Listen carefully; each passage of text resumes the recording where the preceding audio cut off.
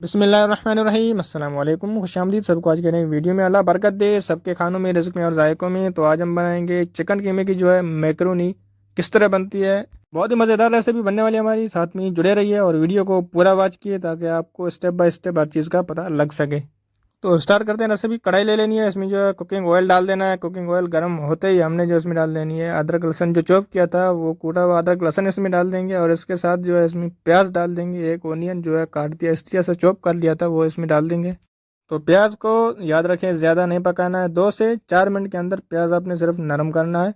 और इसके साथ इसमें जो है बाद में डालना है जो चिकन का हमारे पास कीमा है, वो चिकन कीमा इसके अंदर डाल देंगे।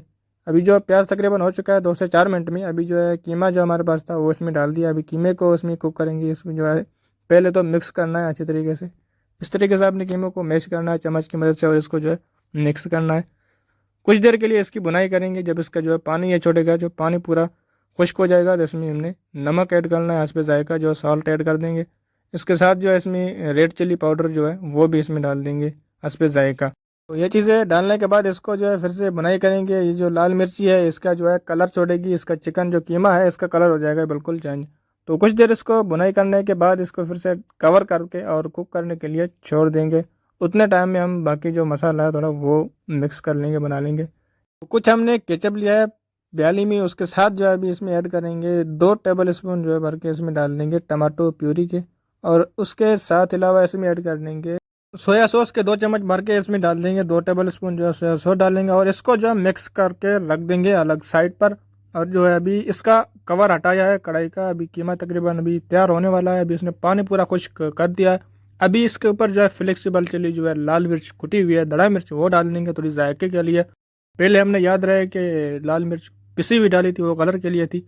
अभी इसमें जो है गाजर ऐड करेंगे। सब्जियां सारी ऐड नहीं करनी है, सिर्फ जो है गाजर ऐड करेंगे क्योंकि गाजर गलने में टाइम लगाती है।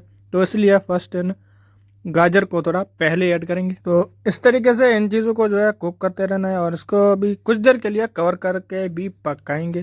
तो अभी गाजर गलने में होंगे तो उससे पहले हमने इसका कवर हटाना है और इसमें डालना है जो हमने केचप, टमाटो प्यूरी और सोया सॉस मिक्स करके रखे थे, वो इसमें ऐड कर देंगे, डाल देंगे। इसको अच्छे से मिक्स करेंगे।